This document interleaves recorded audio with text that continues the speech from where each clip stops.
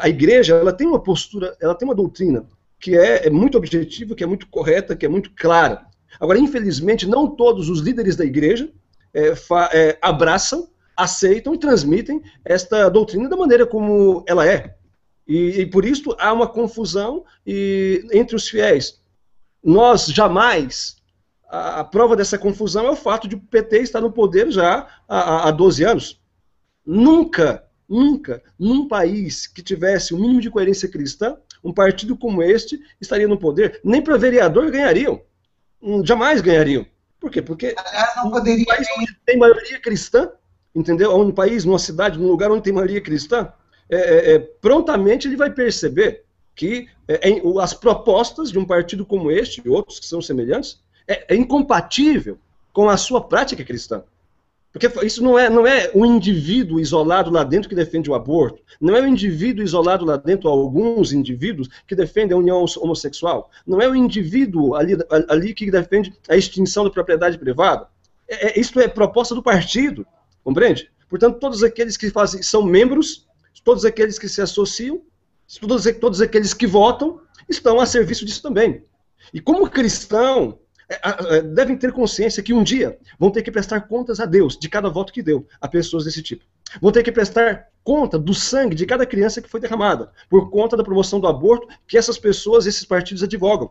Vão ter que prestar contas a Deus da destruição de inúmeras famílias, promovida por estas ideologias que são implantadas por eles. E aí, enfiadas goela abaixo, desde a escola, não é, até os mais altos rincões de formação intelectual da nossa nação. Um cristão vai ter que prestar conta a Deus do voto que deu e do apoio que forneceu aos grupos que ele colocou aí no poder.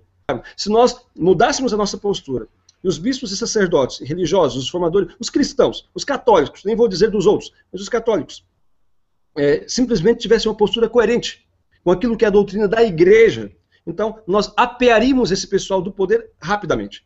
Entendeu? Imediatamente. E nunca mais retornariam, porque é uma questão de coerência. Mas as pessoas não sabem o que está acontecendo, porque as grandes corporações de comunicação, elas estão acopladas, elas dependem do governo, das propagandas das estatais, do financiamento aí das estatais, das concessões do governo. E existe uma chantagem muito grande aí. Né? Então existe um jogo de interesses muito grande, de forma que não é possível obter informação séria nos meios de comunicação abertos. Nas grandes mídias, não é possível, com muito raras exceções. Quando alguém tenta falar alguma coisinha, como foi o caso da Raquel Sherazade, como o caso daquele outro também do SBT, lá, se não me engano, do Paraná, então eles cortam, eles são silenciados.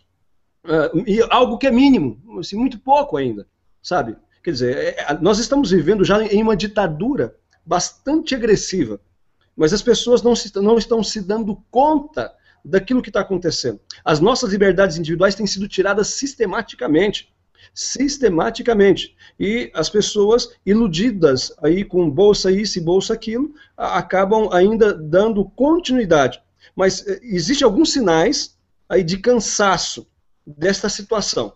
Então, nós deveríamos agora, é muito importante, por isso, iniciativas como essa, como esse Hangouts, e outros que estão fazendo, graças a Deus, parece que tem um certo ressurgimento, assim, da capacidade de indignação de alguns poucos, né, mas que encontra, vamos dizer assim, um eco na sociedade que também é conservadora ainda, entende? Então, isso pode ter algum efeito, e nós estamos juntos para isso.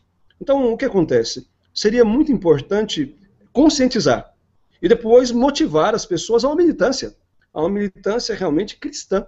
E quando eu falo militância cristã, ainda não estou colocando aqui partidos, eu estou dizendo militância por valores cristãos. E aí, dentro daquilo que é possível, que se encaixa dentro de valores cristãos, as pessoas vão escolher aqueles que são possíveis. Eu sei que não vai sobrar muita coisa, entende? Mas vão escolher dentro daquilo que é possível. A igreja, ela não apresenta, assim, a igreja como tal não apresenta candidatos, nem partidos, mas ela apresenta princípios que te ajudam a escolher ou a excluir candidatos ou partidos que são compatíveis ou não com a sua fé, entende? Exemplificando aqui bem para aqueles que estão escutando. Por exemplo, jamais, eu quero dizer de novo, jamais um cristão, um católico, pode ser do PT, do PCdoB, entendeu? Do PSTU, PSOL e outros partidos comunistas, entende? E que defendem essas bandeiras. Não é possível que uma pessoa pertença a esses partidos ou vote em candidatos desses partidos e depois vá à missa, vá à fila de comunhão. Não tem como, entendeu? Como é que você vai encarar Jesus, sendo que você apoia projetos de governo que propõem o aborto, que propõem, entendeu, a legalização de uniões homossexuais e adoção de crianças por pares homossexuais, que promovem, entende, assim, a legalização, querem advogar a legalização das drogas? Veja, o que está acontecendo no nosso país é a epidemia das drogas. Isso quase mais do que quadruplicou, quase 5 vezes mais o número de consumidores de drogas desde que iniciou o governo do PT. Já era ruim antes, mas agora está uma situação endêmica em todas as grandes cidades e pequenas também.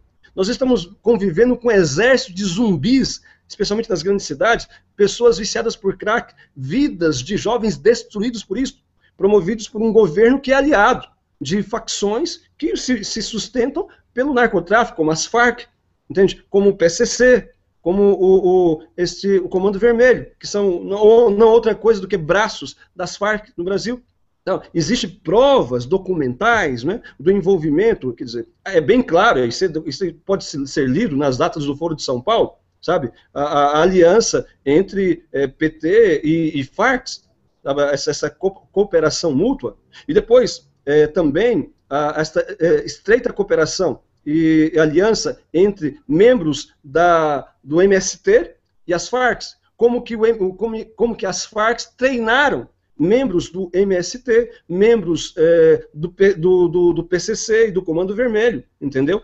Para a guerrilha, certo? Então, existe essa ligação. Existem provas documentais também, como que em São Paulo, pelo menos em São Paulo, mas tenho certeza que aconteceu também em outros lugares, como que os membros do PCC foram orientados para votar nos candidatos do PT, entende? Porque existe, evidentemente, ali uma aliança entre eles. Então, é evidente que um partido que está governando, que é aliado daqueles que fazem o tráfico, é claro que eles não vão combater de maneira eficiente, eles não vão dar um tiro no próprio pé. E isso explica o aumento do consumo de drogas, o aumento de toda esta ação dos traficantes e assim por diante. Certo? E evidentemente que aumentando o consumo de drogas, aumenta toda a criminalidade. Porque 80% aproximadamente dos crimes que acontecem, seja de mortes, de roubos, de assaltos, etc., estão ligados ao narcotráfico. Porque as pessoas, seja os viciados, seja os traficantes, mas especialmente os viciados, querem de alguma forma dinheiro para poder manter o seu vício. E aí vão matar um estudante, um pai de família, vão assaltar uma casa, uma loja, vão destruir lojas, e assim por diante. Então, sem o combate do narcotráfico, é impossível voltar a ter paz nesse país. Veja, a primeira vez que o Papa veio ao Brasil, 1980, então, naquela altura, nós tínhamos no Brasil, era governo militar ainda, então tínhamos no Brasil quase, não chegava, mas quase 2.000 assassinatos por ano. Nós tínhamos 2.000. Hoje nós temos mais de 60.000. Quer dizer, depois de 34 anos, certo? Nós temos 60.000 assassinatos, mais de 60.000 assassinatos por ano. Quer dizer, isso é uma loucura. Levar em consideração o número de abortos. Agora imagine depois da legalização do aborto. Exatamente. Então, se colocar isso, então ainda a coisa vai aumentar e muito, né? Mas eu estou dizendo ainda, o assassinato de pessoas já nascidas, vamos dizer assim, então é imenso. Por quê? Por causa do narcotráfico. Agora, é impossível, as pessoas têm que tomar consciência, os católicos, os cristãos, evangélicos, as pessoas de boa vontade, tomar consciência, entende? De que o narcotráfico, ele não será combatido enquanto esse partido estiver no poder. Porque eles são aliados de tudo isso. Não será combatido, sabe? Enquanto estiverem governando, porque são parceiros, certo? Depois, é interessante a eles jamais conseguirão implantar este socialismo ditatorial da maneira como querem, enquanto a igreja for forte, enquanto houverem pessoas com consciência cristã que lutam. Por isso eles tentam, de todas as formas, destruir os valores cristãos, enfraquecer a ação da igreja ou das igrejas, entendeu? Para que não haja resistência. E dessa forma tem toda essa atuação anti-eclesiástica, taxando sempre como fundamentalistas, como radicais, como pessoas inaptas ao debate, aqueles que têm valores e têm princípios. Entende? Infelizmente, fazem isso com a colaboração de muitos que estão dentro. Basta ver, por exemplo, a nota que foi dada agora, 2 ou 3 dias atrás, pelo secretário-geral da CNBB, colocando Plínio Arruda como um exemplo de atuação cristã na política. Quer dizer, isso é uma aberração muito grande. Como pode ser exemplo de atuação política um indivíduo que defende a descriminalização das drogas, a legalização das drogas, que defende o aborto, entendeu? Como é que pode ser exemplo de atuação cristã? Mesmo que tenha bons feitos em outros campos, e certamente tem, entende? Mas não pode ser colocado como exemplo cristão de maneira alguma, certo? Porque senão a gente vai esbarrar para o total relativismo. Esbarrar não, vamos entrar, não é esbarrar, mas entrar num total relativismo. Então, nós não podemos, enfim, compactuar com tudo, com esse estado de coisas.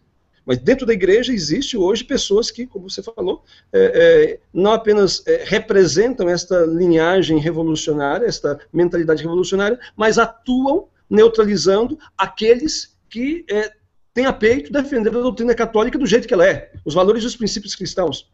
Basta ver, por exemplo, o que aconteceu com o Dom José Cardoso, em 2009, por ocasião, 5 anos atrás, ocasião daquela criança que ficou grávida quando foi violentada, ficou grávida de gêmeos, né? Como eu estava em Recife naquela altura, eu pertencia ao clero de Recife, então, e como aquele bispo sofreu, nós lá junto com ele também, então, e foi atacado, entende? E não houveram irmãos no episcopado para levantar-se para defendê-lo, certo?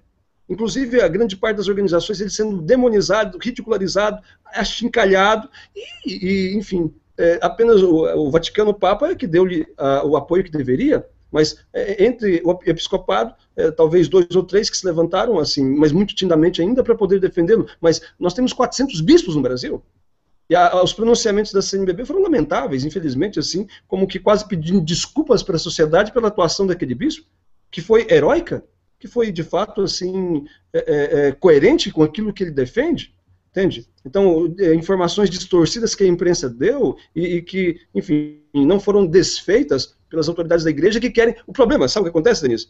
É que eles têm medo da imprensa, têm medo da maneira como a imagem deles vai ser apresentada. E nós não podemos fazer compromisso com isso. Nós temos que ter compromisso com a verdade, nós temos que ter compromisso com Jesus Cristo, nós temos que ter compromisso com as nossas ovelhas, entendeu? Que nós temos a responsabilidade diante de Deus de conduzir. É com esses que nós temos que ter compromisso, sabe? Se a mídia vai nos demonizar, se a mídia vai falar mal de nós, vai nos agredir, vai inventar calúnias, mentiras, nós estamos fadados a isto.